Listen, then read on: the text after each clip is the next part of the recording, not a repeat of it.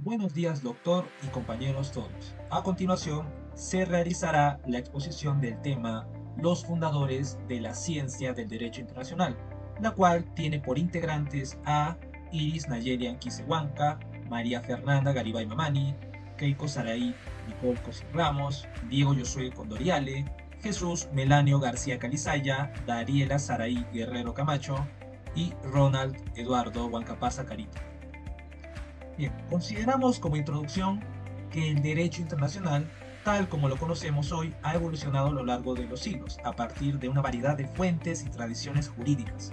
En este periodo han existido una gran cantidad de aportes, dadas por distintos juristas. Primeramente, el trabajo establece un marco general del derecho internacional público, revisando sus principios básicos y la influencia histórica de sus fundadores. Se traza el panorama actual del derecho internacional y se destaca la importancia de los teóricos en el desarrollo de conceptos fundamentales como la soberanía y la ley de naciones. La segunda parte se centra en profundizar en las figuras y contribuciones específicas de cada fundador. Se analiza cómo Francisco de Vitoria utilizó el derecho natural para argumentar sobre la soberanía y los derechos de los pueblos indígenas, cómo Hugo Grocio definió el marco de la guerra justa y el comercio internacional, y cómo Francisco Suárez abordó la legitimidad de la autoridad política y la ley natural en el contexto internacional. Y por último, aborda la vigencia y relevancia contemporánea de estos teóricos en el derecho internacional. Se discute cómo sus enseñanzas siguen influyendo en los principios fundamentales y la aplicación de estos en la actualidad, enfocándose en temas como la soberanía, el derecho del mar, las leyes de la guerra y la diplomacia y resolución de conflictos en el orden internacional moderno. Para ello, el grupo ha planteado tres objetivos, teniendo como objetivo general el investigar el papel y las contribuciones de los pensadores fundamentales en el desarrollo y la formulación de los principios y teorías que constituyen la base del derecho internacional, y como objetivos específicos, primero, investigar sobre la importancia de los fundadores en el desarrollo de la ciencia del derecho internacional, y como segunda, señalar qué aportes dados por los fundadores siguen vigentes en el derecho internacional. A continuación se iniciará con el capítulo 1. Pero antes de adentrarnos en lo que son los fundadores, es preciso también que hablemos sobre un punto de vista más general sobre qué percibimos sobre el derecho internacional, ya que actualmente tenemos distintas materias sobre las cuales versan las ideas de estos pensadores. Es así que entender sencillamente el derecho internacional como algo que facilita las ideas que plasmaron estos fundadores. También podemos prescindir lo que nos dice el Dr. Monroe, donde nos dice que el derecho internacional es la rama del derecho público que va a estudiar las relaciones entre estados y entre estos y los demás sujetos de derecho internacional, así como la organización y funcionamiento de la comunidad internacional. Es importante resaltar esto porque muchas veces se puede llegar a confundir y malinterpretar que esta relación se va a dar entre naciones, y la verdad es que no es completamente así, sino que realmente se da entre estados.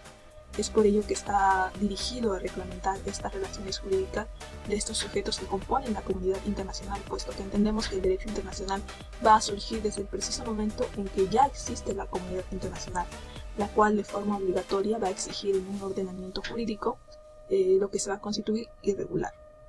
Entonces, el derecho internacional se va a producir cuando hay relaciones jurídicas entre dos o más estados de la misma forma. Por congruencia, podemos llegar a comprender que en la antigüedad tales relaciones de derecho sí existieron.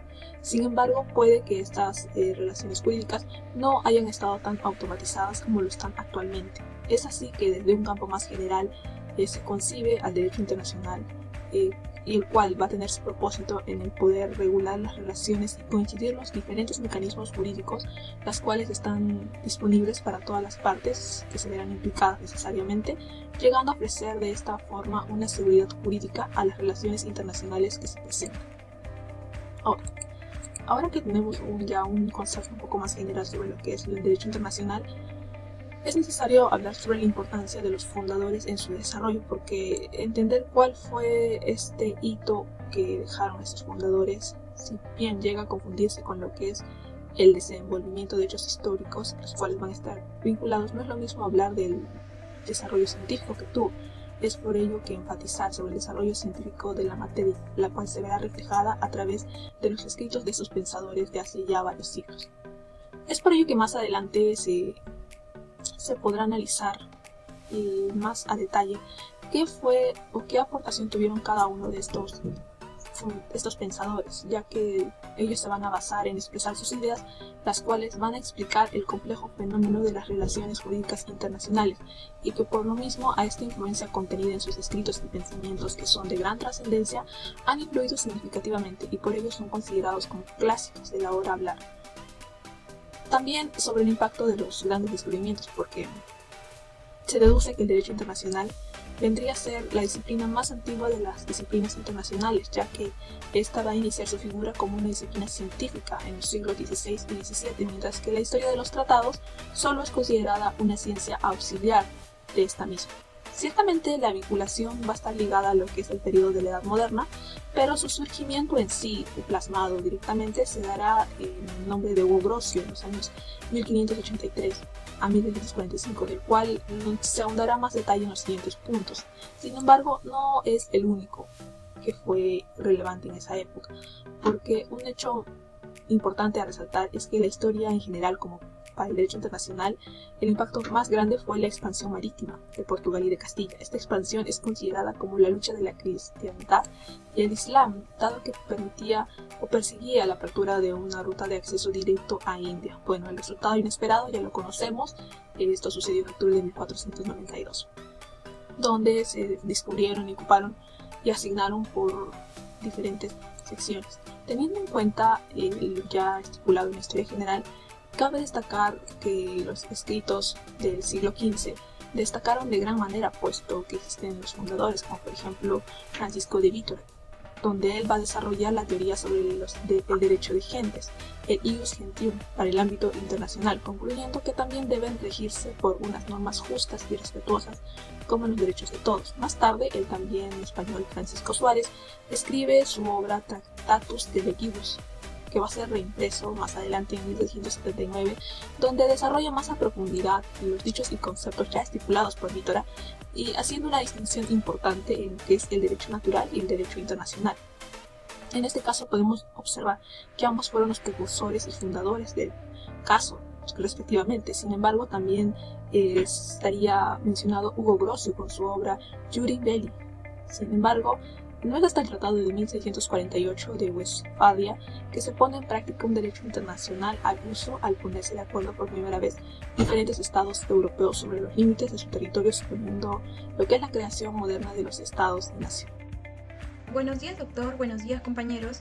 Me presento. Mi nombre es Dariela Saraí Guerrero Camacho y, comenzando con el tema de los fundadores del derecho internacional, hablaré de Francisco de Vitoria, en el cual hemos rescatado tres temas importantes, el cuales son soberanía y la comunidad global, derecho de los pueblos indígenas, el comercio internacional y derecho del mar.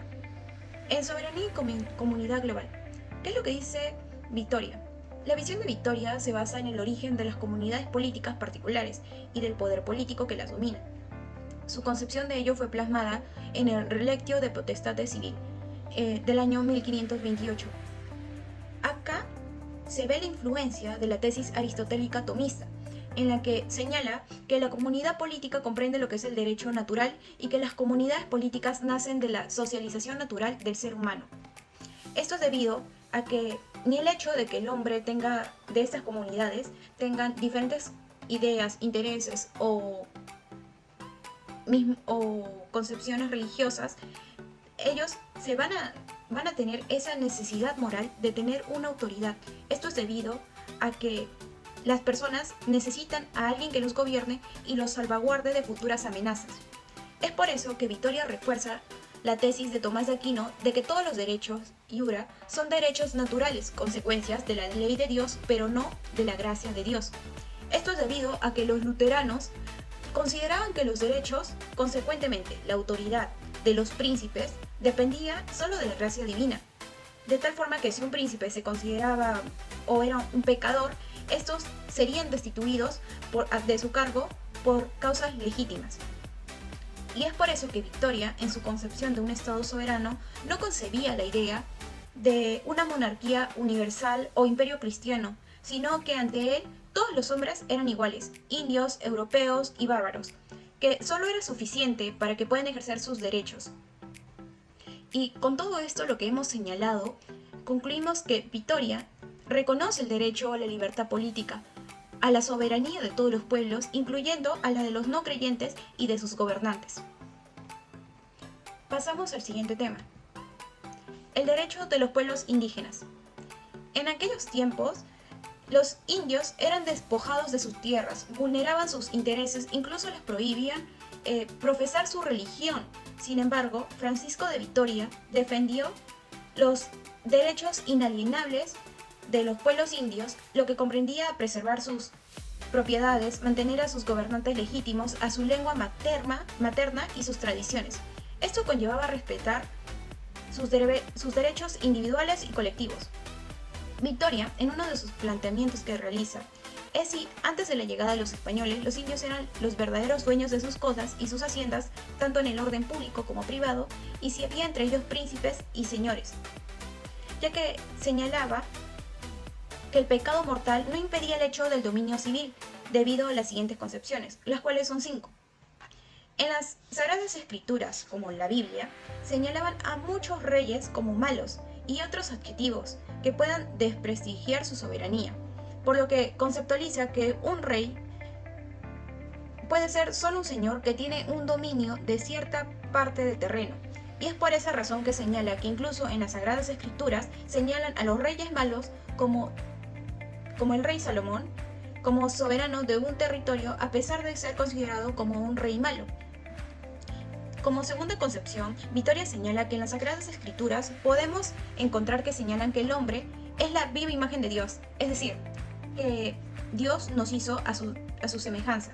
Y es por esto que si el hombre es imagen de Dios, cuando el hombre comete un pecado, sigue siendo la misma imagen de Dios, nunca pierde aquella imagen.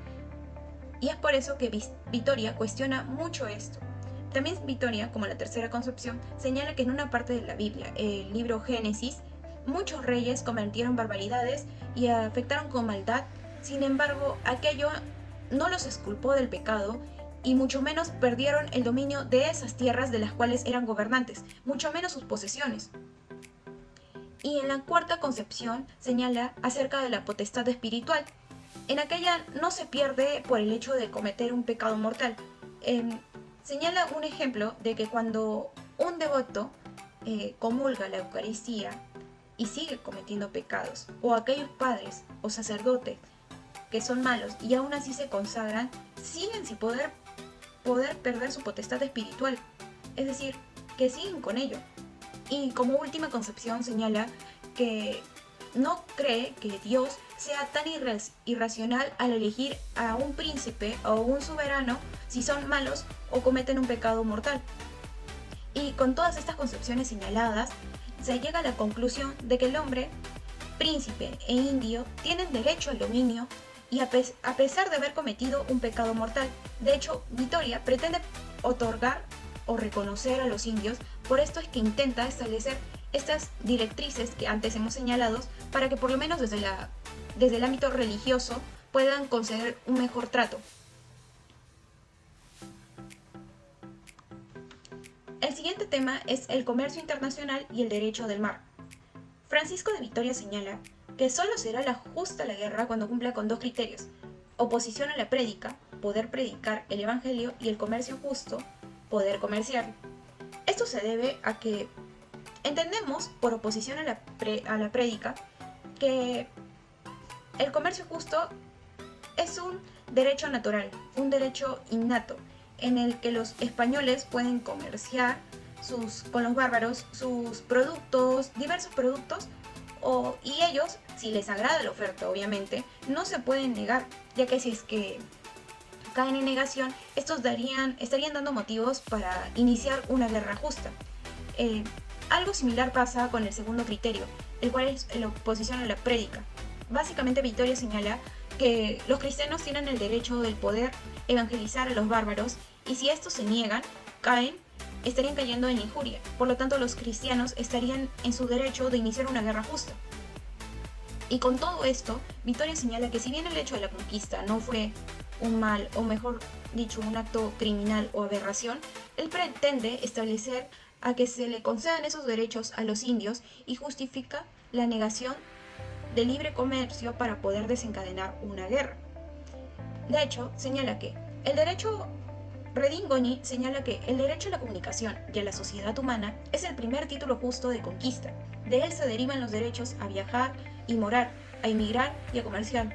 No son privilegios para unos pocos, sino oportunidades que pueden ser ejercidas por todos. Esto es que no nos pueden privar a comunicarnos con aquellas personas que se encuentran en distancias largas. Y esto no sería posible si es que no tuviéramos la oportunidad de viajar o emigrar a otras partes. Y usualmente los viajes se realizaban con fines comerciales, para intercambiar productos u ofrecer productos. Por lo que podríamos decir que el comercio es algo innato y que este puede llegar a remediar aquellas brechas sociales o de la escasez de las localidades y se encuentra al alcance de todos. Una vez mencionado, Francisco de Vitoria señala que los gobernantes no pueden impedirnos o no pueden impedir un derecho fundamental que es el libre comercio. Incluso no le puede exigir a sus súbditos que se dediquen a una actividad laboral sin una buena razón. Por lo que reconoce que la corona española tiene el derecho a cobrar impuestos por haber descubierto estas rutas marítimas y proteger a aquellos comerciantes que se desplazan por ellas, ya que facilita el comercio internacional. Ahora vamos a hablar sobre el autor Francisco Suárez, en lo cual él fue un influyente filósofo y jurista español del siglo XVI. Este personaje no es conocido por la atribución del desarrollo del pensamiento jurídico y político, incluyendo en el ámbito del derecho internacional público. Asimismo, este autor es conocido también por la defensa de la soberanía de los estados y su enfoque en la idea de una comunidad mundial en las cuales es regida por principios éticos universales. Además, su obra aborda acerca de cuestiones fundamentales como la justificación de la guerra, la legitimidad de la autoridad política y la relación entre el derecho natural y el derecho positivo en el ámbito internacional. También podemos decir de que algunos estudios se han interpretado las obras de Suárez como una defensa de la monarquía y del poder real, enfatizando su apoyo a las autoridades del monarca y su teoría del derecho divino de los reyes. Sin embargo, también se han planteado interpretaciones que sugieren que defienden un equilibrio de poder y limitaciones al poder monárquico, lo que podría interpretarse como una postura más cercana al republicanismo o a la idea de un gobierno mixto. Bien, ahora lo que Francisco es primero es la ley natural y la comunidad. En esto sostiene que la ley natural establece normas éticas fundamentales en las cuales que estas son inherentes a la comunidad humana y que tienen una validez universal, independiente de las leyes positivas creadas para los seres humanos.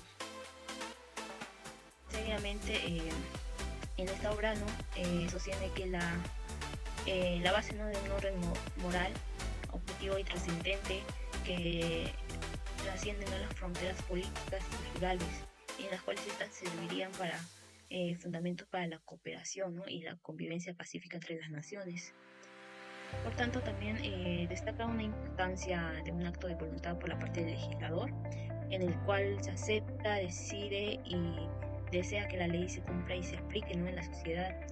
Por tanto, en este acto de voluntad implica un compromiso moral y ético por parte del legislador para garantizar que la ley sea respetada y obedecida por todos los ciudadanos. Bien, ahora vamos a hablar sobre la segunda obra, que es el derecho de gentes, en los cuales se basa el análisis de su contribución a la definición del derecho de gentes como un conjunto de normas derivadas de la voluntad de todos los pueblos, en lo que estos reflejan su compromiso con la promoción de la justicia, la armonía y el respeto en las relaciones internacionales. Por tanto, esta se diferencia al ser considerado como un derecho positivo, ya que no está intrínseco en nuestra naturaleza, sino que esto surge de la voluntad humana expresada a través de usos y costumbres comunes en la mayoría de las naciones que se aplican. El derecho de gentes no se podría analizar de la manera que la naturaleza de las relaciones entre los estados, y estos proponen, ¿no?, ciertos principios éticos universales que deben regir la interacción entre las naciones en el ámbito internacional. Es así que se abordan cuestiones como la justificación de las guerras, la legitimidad de la autoridad política y la relación entre el derecho natural y el derecho positivo. Bien, ahora hablaremos sobre las guerras justas y sus implicaciones modernas. En esta se abordan cuestiones éticas y legales relacionadas con el uso de la fuerza militar y la justificación de los conflictos armados. Bueno, la guerra justa aborda cuestiones éticas, sí, que no establecen estos principios que han influenciado en la concepción moderna de la guerra y el derecho internacional humanitario. Asimismo, podemos dar un análisis en la cual esta guerra justa no sostiene que existen circunstancias en las que el uso de la fuerza militar no pueden ser, ¿no?, legítimos y moralmente justificados, siempre y cuando estos se hayan aplicado o cumplan ciertos criterios éticos y legales. También la guerra justa puede considerarse justa si se lleva a cabo con una causa legítima, una intención correcta, una autoridad competente y una causa proporcional a los objetos perseguidos. Bien, ahora el derecho internacional humanitario. También es conocido como el derecho de la guerra o el derecho de los conflictos armados. Esta de su preocupación por los efectos humanitarios de la guerra y sus énfasis, ¿no?, en la proporcionalidad en el uso de la fuerza han sido reconocidos como precursores, ¿no?, de los principios humanitarios dentro del derecho internacional. Por tanto, el derecho internacional, también conocido como el derecho de guerra, como bien lo hemos mencionado, o el derecho de los conflictos armados, en lo cual esto es referido básicamente al conjunto de normas que buscan proteger a las personas que no hayan participado en las hostilidades y limitar los efectos de los conflictos armados. Estas normas establecen límites al uso de la fuerza y prohíben, ¿no?, ciertas tácticas y armas en los cuales está, ¿no?, respeto por la dignidad humana durante el conflicto. En la actualidad, el derecho internacional humanitario se basa en principios como la distinción entre combatientes y esto, la prohibición de ataques indiscriminados y el respeto por la vida y la dignidad de las personas afectadas por el conflicto armado que se haya originado durante la época. Esos principios reflejan la preocupación por los aspectos humanitarios de la guerra y buscan mitigar, ¿no?, el sufrimiento de la población civil en tiempos de conflicto. Buenos días, doctor y compañeros todos. Mi nombre es Diego Josué Condoriale y voy a continuar con la exposición, en este caso abordando el tema de Hugo Grocio. Bien, iniciando entonces, Hugo Grocio, nacido como Huig de Groot en Delft, Países Bajos, en este caso de fecha 10 de abril de 1583, podemos decir que es una de las figuras más emblemáticas en la historia del derecho internacional, ¿no? Él desde joven demostró ser un prodigio, ¿no? A la temprana edad, en este caso de 11 años, ingresó a la Universidad de Leiden, donde pronto se destacó por su impresionante intelecto y su profundo interés en la filosofía y el derecho. Su carrera jurídica y diplomática tomó forma en un contexto de tumultuosas disputas políticas y religiosas, dadas en este caso en el continente europeo, ¿no?, lo que le proporcionó un vasto escenario para aplicar y desarrollar sus teorías legales y éticas.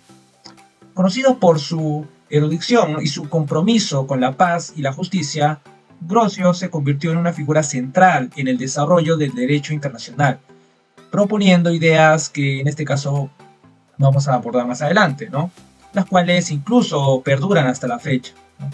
Este enfoque racional y sistemático ayudó a resolver disputas internacionales, ¿no?, a través de la ley y la moral, lo cual es un legado que él ha dejado, ¿no?, y ha perdurado en este caso con el tiempo. Algo adicional a su vida es que él se inspiró en este caso en las ideas desarrolladas por los juristas de la Escuela de Salamanca, ¿no?, entre los cuales podemos destacar a Francisco de Vitoria. Cuando Hugo Grocio escribió De Jure Belliac Paxis, se inspiró en los conceptos de Vitoria y otros escolásticos españoles al argumentar que existía un corpus de leyes internacionales que todos los estados civilizados debían respetar, independientemente de su religión o cultura. Grotius adoptó muchas de las ideas de justicia internacional y ley natural de Vitoria, ¿no? Haciendo un puente entre la teología y la ley secular, y avanzando hacia un sistema de leyes que regulan, en este caso, las relaciones entre estados soberanos. Bien, yendo al primer punto sobre el derecho natural y las relaciones internacionales. En el corazón del pensamiento de Grocio yace la firme convicción de que existe un derecho natural, un conjunto de leyes y principios universales aplicables a la condición humana, incluidas las interacciones, en este caso, entre estados. Este derecho natural es accesible mediante la razón humana y trasciende las legislaciones específicas de cada estado. Grocio propuso que, basándose en verdades fundamentales sobre la naturaleza humana, como la tendencia inherente hacia la sociabilidad, las naciones deberían interactuar entre sí de manera justa y pacífica. Este marco establece que los estados no solo deben actuar en interés propio, sino con consideración hacia el bienestar global, promoviendo la cooperación y la paz internacional. Con respecto al segundo punto sobre soberanía y orden internacional, Grocio concibió la soberanía de manera compleja, destacando que, aunque los estados poseen autoridad suprema dentro de sus territorios, esta autoridad está limitada por el derecho natural y las obligaciones morales entre naciones. Esta visión sugiere que los estados están sujetos a un conjunto de normas y principios que forman un contrato social a nivel global. Tal enfoque restringe las acciones estatales para evitar daños a otros y promover el bien común, introduciendo la idea de que la soberanía debe ejercerse dentro de un marco de responsabilidades y limitaciones internacionales. Continuando con ello, el tercer punto acerca de la libertad de los mares. Una de las contribuciones más significativas de Grocio fue su defensa de la libertad de los mares, articulada en este caso en su tratado Mare Liberum. Grocio argumentó contra las pretensiones de dominio marítimo de ciertas potencias europeas.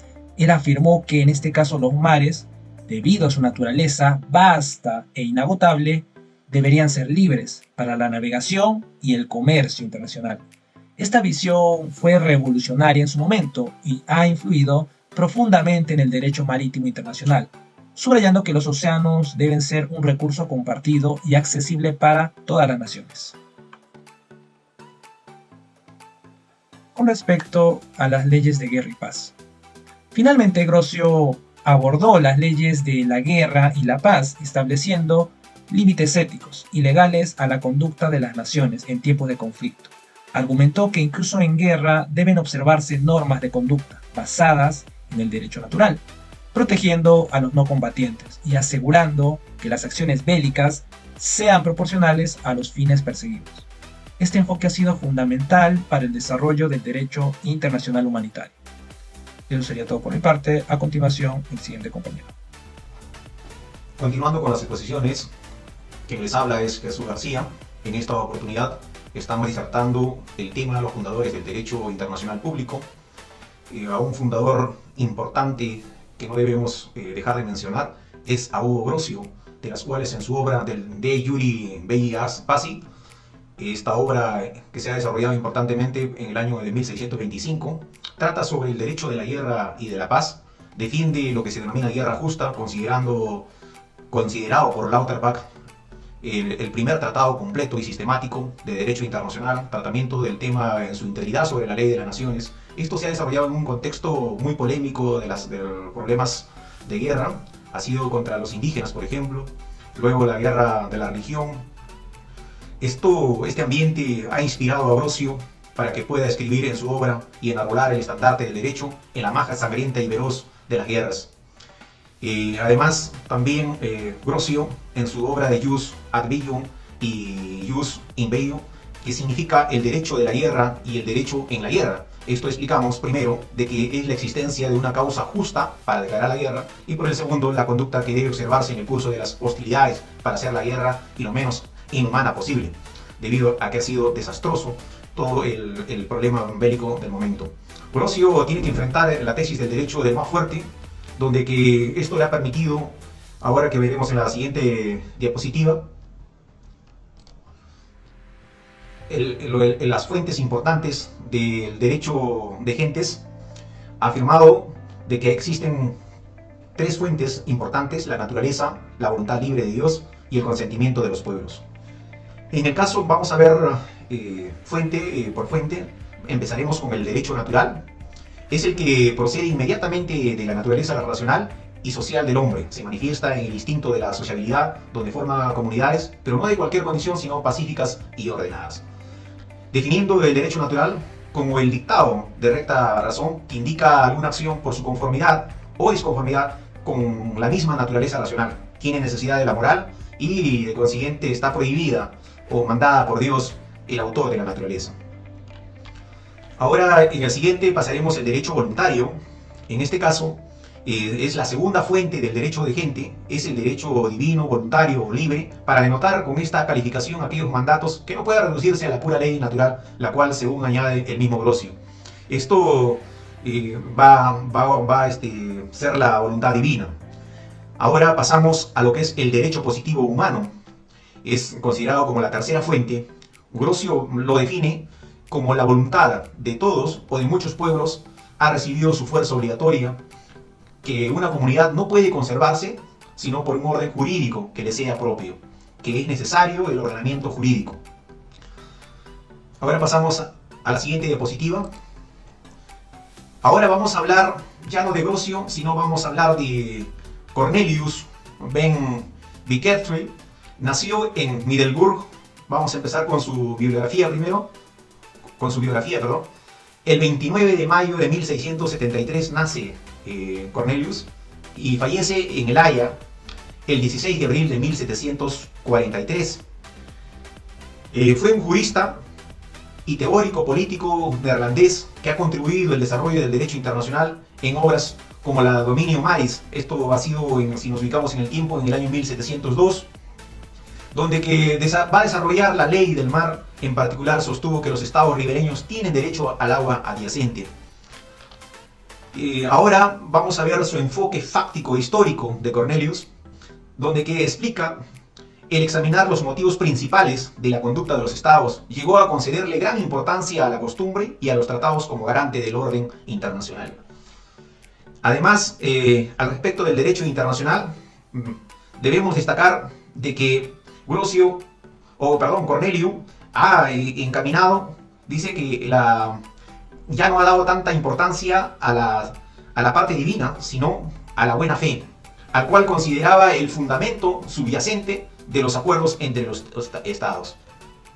Al respecto de las jurisprudencias empíricas, Cornelius basó gran parte de su argumento en las observaciones empíricas y evidencias prácticas, lo que marcó un cambio en la forma que se abordaron los asuntos del derecho internacional de la época. Ahora vamos a pasar a la siguiente diapositiva. Su obra importante de destaque o de mayor aporte ha sido el Pacta Sunt Servanda. Sin duda fue una obra muy importante en la época y que ha tenido trascendencia hasta la actualidad. Fue la condensación del principio Pacta Sunt Servanda. Lo consideraron como el rector de la obligatoriedad de los acuerdos entre estados, bajo el término del honor del soberano.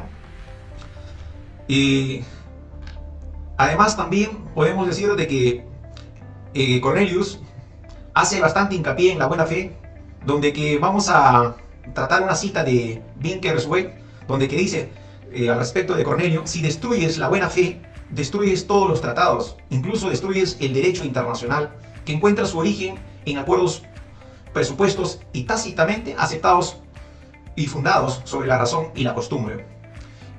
Sostiene entonces que el deber de cumplir de buena fe los tratados es una regla aceptada por todos, incluso por aquellos que solo han traicionado su palabra.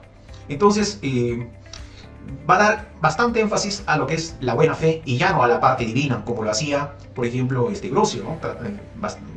Daba importancia a la parte divina, pero este autor va a dar más importancia a lo que es la buena fe. Como respuesta al incumplimiento de los pactos, con esto concluyo, entonces va a desatar o va a causar o va a dar origen a las guerras, a los problemas entre naciones o entre estados. Gracias por su atención. Bueno, yo voy a exponer el tema de Emmerich de Barrel y su influencia en el derecho contemporáneo, en el derecho internacional contemporáneo. Bueno, como sabemos, Emmerich de Barrel fue un jurista suizo del siglo XVIII, quien hizo un libro, ¿no? Quien es el libro de Detroit des Gens, que prácticamente significa el derecho de gentes, el cual sentó las bases del derecho público, internacional público. Asimismo también codifica lo que son las normas exigentes y promueve lo que es la soberanía estatal, la no interferencia y los derechos y obligaciones fundamentales de los estados. A su vez, analizó la guerra y la paz, ¿no? Y estableció los principios del derecho de guerra y el derecho de la neutralidad. Su influencia se refleja en la Declaración de la Independencia de Estados Unidos. Claro está, porque hemos visto que en la Declaración de la Independencia de Estados Unidos existe una guerra, ¿no? Una lucha entre la Gran Bretaña, que tenía sometido a las 13 colonias, ¿no? Del cual se independizó, pero que de acuerdo a un boom grande que hubo sobre un panfleto político por parte de Thomas Paine, si no me equivoco, quien tomó también ideas por parte de este autor, ¿no? De Emmerich de Barrel, para poder tener esa libertad y esa independencia que ellos tanto desearon, y liberándose y cortando lazos con Gran Bretaña. Ahora bien, eso sería por parte de lo que vemos como lo que sabemos de Emmerich de Barrel y su influencia en el derecho internacional contemporáneo.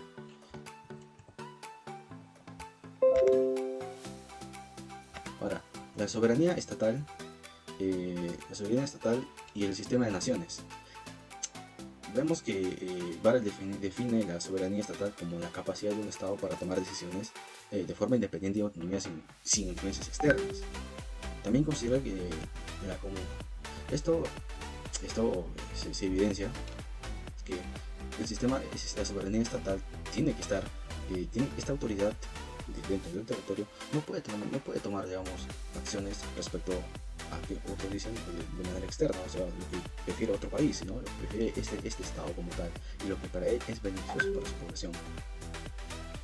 Por ejemplo, de la soberanía nos podemos referir al ejercicio de la autoridad en un cierto territorio, ¿no? Esta autoridad recae en el pueblo, aunque la gente no realiza un ejercicio directo de la misma, sino que se delega dicho poder en sus representantes.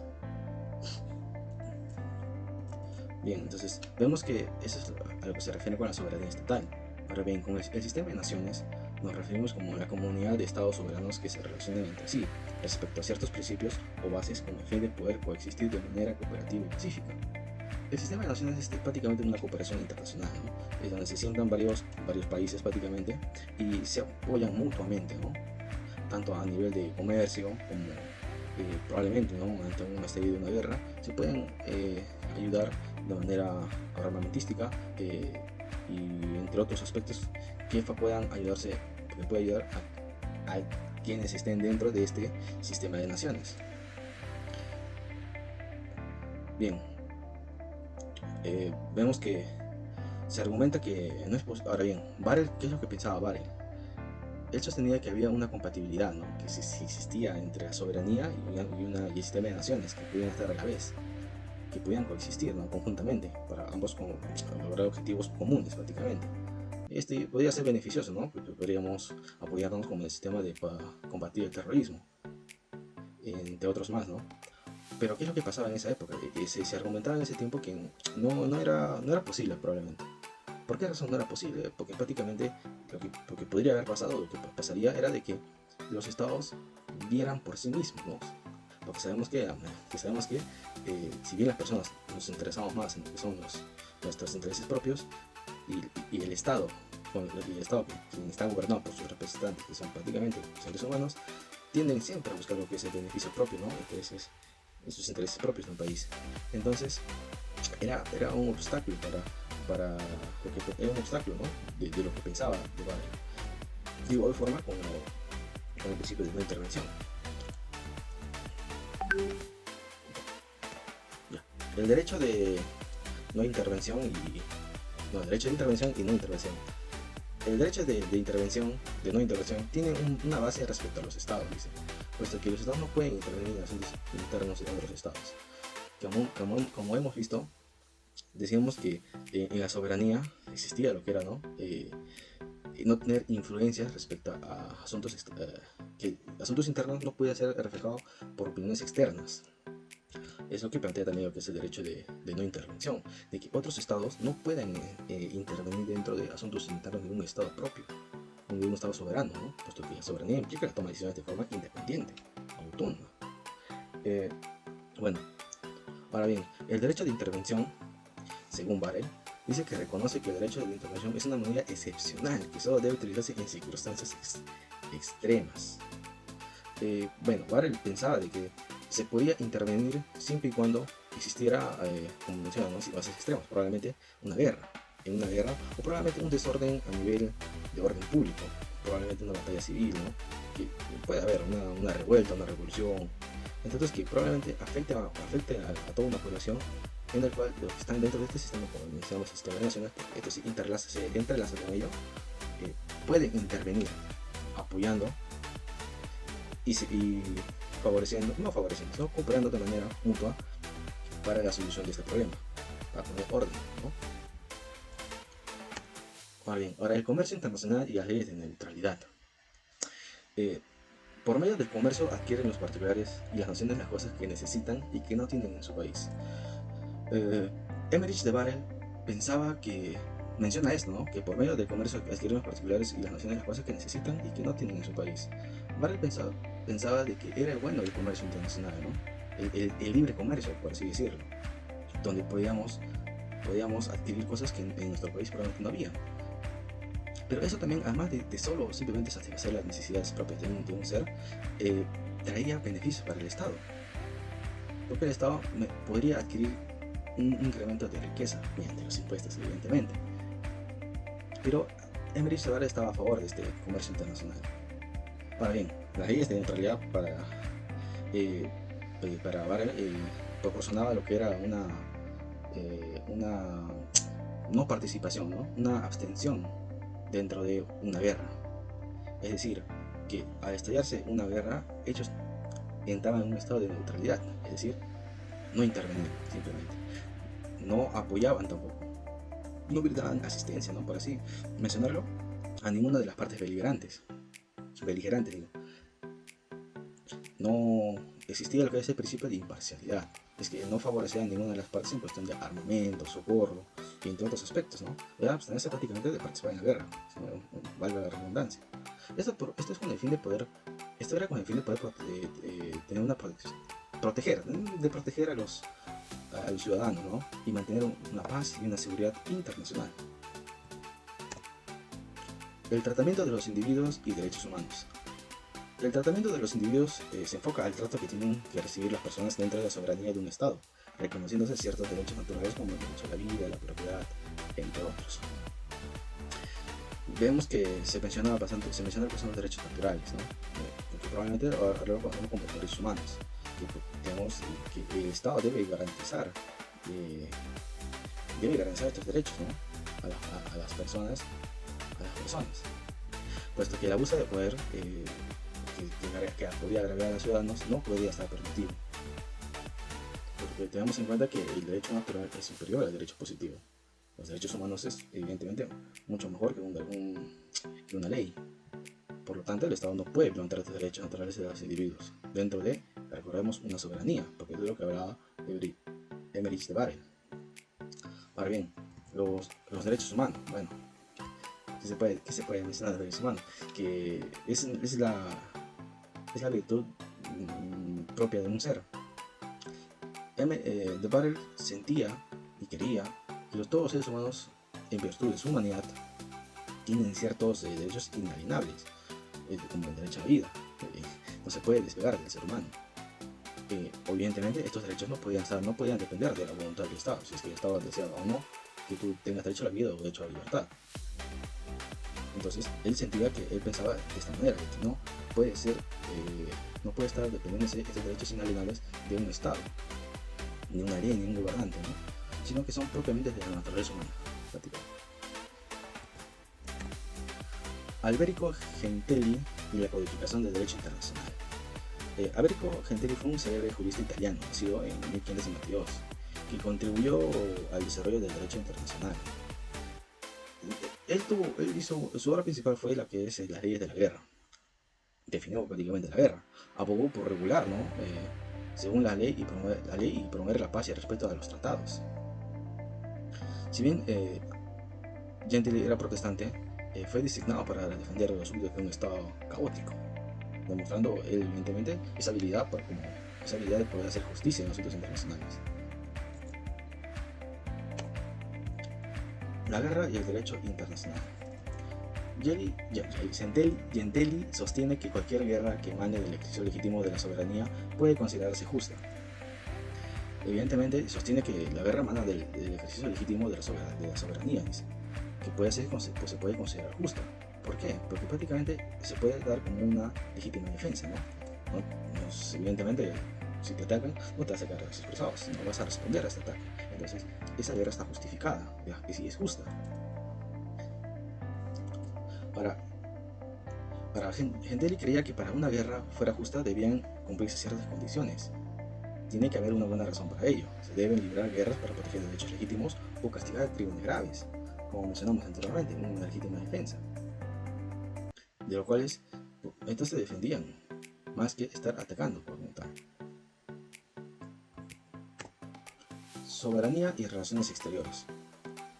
Bueno, soberanía ya hemos explicado ya bastante, que significa la autoridad suprema de un Estado sobre su territorio y población, lo que afecta a la capacidad de un Estado para participar de manera justa y legal en un conflicto armado.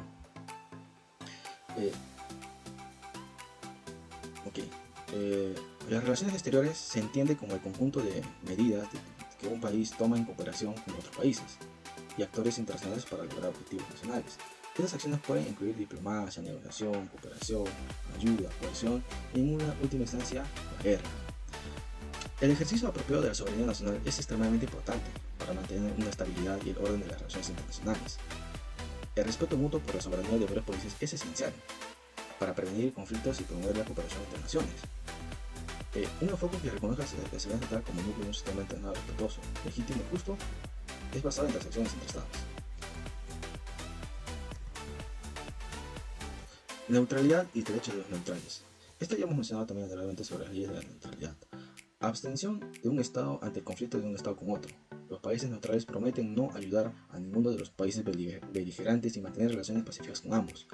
Sencillamente la neutralidad se basaba prácticamente en la no intervención, en la abstención de tener que apoyar a una parte.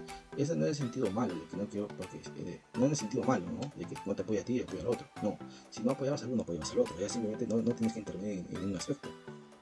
No, en un aspecto en referencia a lo que es a nivel de armas, a nivel de implementos que puedan seguir afectando aumentando e incrementando esa guerra. Ahora, los derechos de los neutrales. Dentro de la esfera de los neutrales existen algunos derechos que se toman en cuenta, como que es el derechos territoriales inalienables. Los territorios neutrales no pueden ser invadidos ni atacados por ningún beligerante.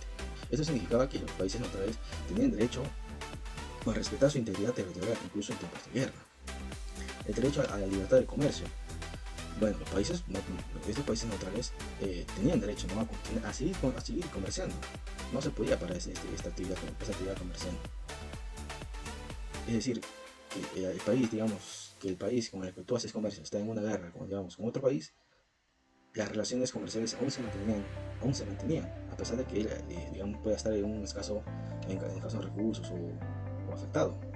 Esto no detenía este aspecto, porque los derechos neutrales eran la libertad de poder comerciar, ¿no?, bienes y servicios. Bien, el derecho a la libertad de navegación. Los barcos de países neutrales tienen derecho a navegar libremente por los mares. En este caso, si es que se había esta guerra de manera marítima, ellos podían de forma normal y libre, poder aún estar en contacto con el país en guerra, ¿no? Ahora, la diplomacia y tratados internacionales. La diplomacia es una herramienta importante para prevenir y resolver pacíficamente conflictos internacionales. Ya. Bueno, prevención de conflictos, ¿no? Prácticamente es lo que nos referimos con la diplomacia, puesto que la diplomacia previene los conflictos entre los estados, ¿no? Promoviendo lo que es el diálogo, prácticamente. Entonces, ante la diplomacia, el diplomático debe tener un nivel alto de lenguaje y de comunicación para poder dialogar, cooperar y poder llegar a un acuerdo pacífico a nivel internacional. Mediante los diplomáticos, mediante las reuniones, las negociaciones y entre otros. Ahora, los tratados internacionales se pueden entender como los acuerdos entre diferentes estados o entre un estado y un organismo internacional. Bueno, los tratados internacionales son un medio por el cual se facilitan, ¿no? las relaciones entre las naciones, tanto a nivel político como puede ser a nivel económico, cultural, entre otras más. Que dentro de estos tratados internacionales existe lo que es el consentimiento voluntario, porque los tratados se dan de forma voluntaria. No es que uno se le obligue a entrar a este tratado de manera con una fuerza externa, una facción, sino es meramente voluntario. Ahora, también se considera la presencia del objeto ilícito. Estos tratados tienen un objeto ilícito. No puede ser algo ilícito, ¿no? Que pueda afectar diferentes naciones. Y tiene que estar es algo que no esté prohibido prácticamente. Bueno, o cualquier cosa que pueda ser válida. Estos tratados son válidos, tienen que ser válidos. Eso es todo por mi tema. Me paso a mi siguiente compañero. Bien, continuando con la exposición, hablaremos acerca de la perenne vigencia de los fundadores y el derecho internacional y su legado. Como primer subtema abarcaremos sobre los principios fundamentales y su aplicación contemporánea. Posteriormente, la soberanía y el orden internacional, como también el derecho del mar y la libre navegación. Y también acerca de las leyes de la guerra y los conflictos armados, como también la diplomacia y resolución de disputas. Y por último, acerca de los desafíos actuales y la adaptabilidad del derecho internacional en la actualidad. Fue considerado fundamentalmente un postulado político, ¿no? Ya que en efecto su inclusión en el artículo de la Carta de las Naciones Unidas se sostuvo por opiniones generalizadas que la disposición referente a la libre determinación aludía meramente al fundamento de las relaciones de amistad entre las naciones, lo cual lo alejaba de ser principio jurídico, ¿no? Bien de derivarse del mismo o como consecuencias del derecho y obligaciones. Si bien es cierto también, el principio de cooperación internacional constituye uno de los principios actualmente resguardados, ¿no? Y aplicados por las comunidades internacionales, y es también uno de los propósitos de las Naciones Unidas. Si bien es cierto, el principio de cooperación internacional constituye uno de los principios actualmente resguardados y aplicados por la comunidad internacional y uno de los propósitos de las Naciones Unidas, adoptado también por la Organización de Estados Americanos, en procura de la solución de problemas de carácter tanto económico, social, judicial y también defensa de los derechos humanos. Continuando acerca de la soberanía y el orden internacional, podemos decir que esta es una cuestión de la compatibilidad entre la soberanía del Estado y la existencia de un orden jurídico internacional objetivamente válidos, ¿no? Sustraído a las veleidades de la voluntad estatal, ha sido por el lugar central que ocupa en la teoría del derecho internacional, reiteradamente planteada en la doctrina, aunque resulta de manera muy diversa, ¿no? Por ejemplo, para Francisco de Vitoria, Esta era una república o comunidad perfecta, aquella que es por sí misma todo, o sea que no es parte de otras repúblicas, sino que tiene leyes propias, consejos propios, magistrados propios. En cambio, para De Grocio, la soberanía era el poder supremo, ¿no? Aquel cuyos actos no estaban sujetos a otro derecho, ¿no? Sino que pertenecían a un país entero. Si bien es cierto, en el derecho internacional la soberanía es uno de los fundamentos principales de la igualdad de los estados, su integridad territorial y su independencia política. Si bien este concepto moderno de la soberanía estatal fue inicialmente introducido al derecho de los tratados a través del Tratado de Westfalia, ¿no? Ya que este tratado ejemplar estableció un nuevo orden de paz europeo después de la Guerra de los 30 años, ¿no? Esta fue basada en la no perturbación, en el ejercicio de los poderes soberanos de los monarcas involucrados, ¿no? Y bien, siguiendo este precedente, en la actualidad, en el artículo 2 de la Carta de las Naciones Unidas, se reconoce el principio de igualdad, ¿no?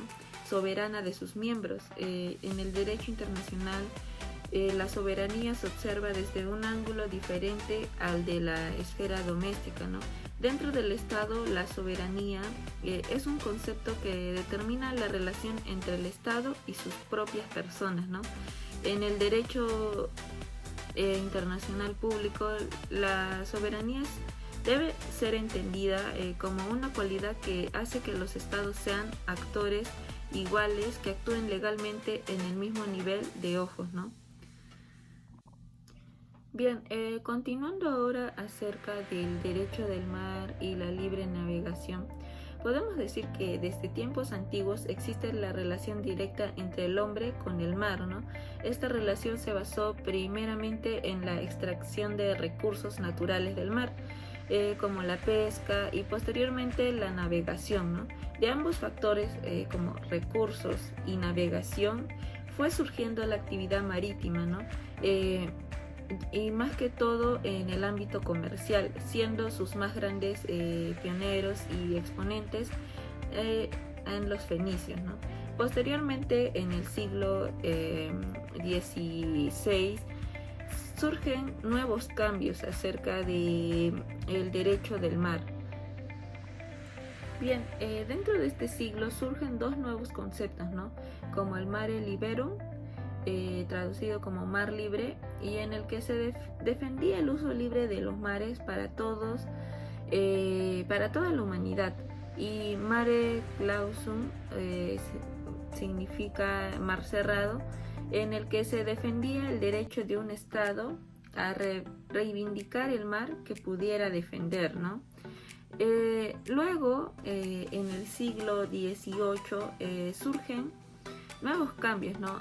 Se defendió un régimen dual en el que se reconocía por un lado la soberanía de un estado costero sobre su mar territorial y por otro lado la libertad en alta mar, ¿no?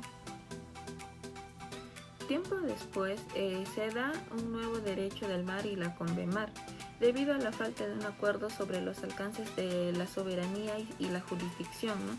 De un estado costero con relación a su mar adyacente. La Organización de las Naciones Unidas promovió la realización de 3 conferencias.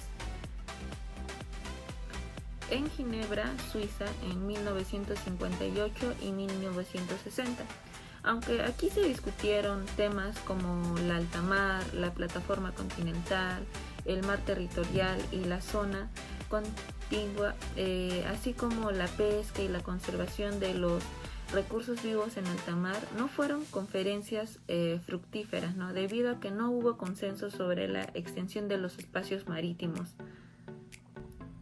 Posteriormente, en Nueva York, en 1973, se trabajó durante 9 años, lo que se dio como resultado la Convemar, ¿no? En 1982, la cual determinó finalmente alcances y límites de cada uno de los espacios marinos, además de otros aspectos Esta convención fue aprobada el 30 de abril de 1982 en Nueva York, ¿no? Y abierta a su firma el 10 de diciembre del mismo año en Bahía Montego, en Jamaica.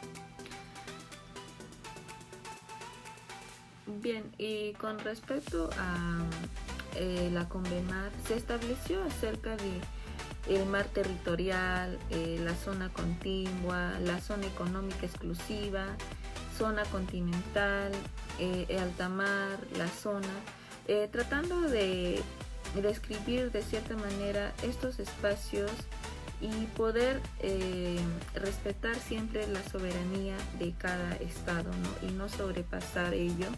A su vez también cuidar la zona marina, ¿no? Los recursos que cada país quería aprovechar, ¿no? Siempre tratando de tener límites para poder alcanzar un mejor desarrollo y una mejor evolución con el tiempo.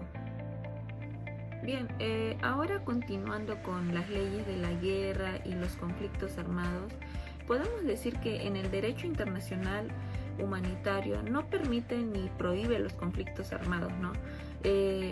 Sino que frente a su desencadenamiento se aboca a fin de humanizarlos y limitar sus efectos a lo estrictamente necesario, ¿no? Se trata de un conjunto de normas de origen convencional y consuetudinario, ¿no? Cuya finalidad específica es solucionar los problemas de índole humanitaria directamente derivados de los conflictos armados y que por razones humanitarias restringe la utilización de cualquier método o medio de combate, ¿no? Y si bien es cierto, dentro de la Carta de las Naciones Unidas, es su artículo 2, inciso 4, nos dice que los miembros de la organización en sus relaciones internacionales se abstendrán de recurrir a la amenaza o al uso de la fuerza contra la integridad territorial o a la independencia política de cualquier Estado, ¿no? O en cualquier otra forma incompatible con los propósitos de las Naciones Unidas, ¿no? Y teniendo como base legal tenemos los convenios de Ginebra, ¿no? Existen 4 convenios. Estos son suscritos todos en fecha 12 de agosto de 1949, el cual su objetivo fundamental ha sido regular la protección de los derechos humanos, también de las víctimas en los conflictos armados, ¿no? Como segunda base legal tenemos a los protocolos, ¿no? Estos se han realizado 2, ya que son protocolos adicionales a los convenios de Ginebra, ¿no? De fecha del 8 de junio de 1977, el cual tiene por finalidad fortalecer y clarificar las normas contenidas en los convenios relativos a la protección de las víctimas. Continuando con la diplomacia y la resolución de disputas, se puede decir que el fin último de la diplomacia es la búsqueda de la paz, ¿no? En sus dimensiones regional y mundial, la representación de un Estado ante otro, el servicio de sus intereses, la negociación, deben ser realizadas con miras a alcanzar un gran objetivo, ¿no? Donde se funden en uno solo todos los esfuerzos de la diplomacia mundial. Si bien la diplomacia en su acepción más simple de formar, de negociar, es tan antigua como el hombre, ¿no? Pueden distinguirse 4 etapas históricas con características bien determinadas, ¿no? Y estas etapas se clasifican en la antigüedad, en el Renacimiento, en el Congreso de Viena de 1815 y 1961, ¿no? Que marcan un gran hito hacia el desarrollo y la formación que se está dando en los diversos países a través del derecho internacional, ¿no?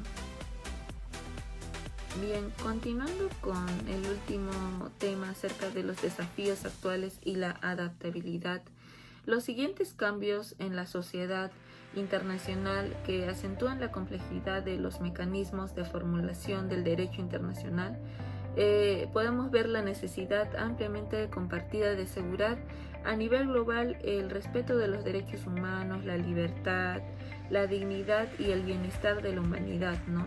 así como el notable aumento del protagonismo internacional del individuo y de actores no estatales, ¿no? La introducción de nuevos mecanismos para poder hacer cumplir sobre todo los acuerdos internacionales en el campo del comercio y el medio ambiente, ¿no? Otro punto podría ser la rehabilitación de las actividades de las organizaciones internacionales, ¿no? En los campos de la cooperación técnica y económica.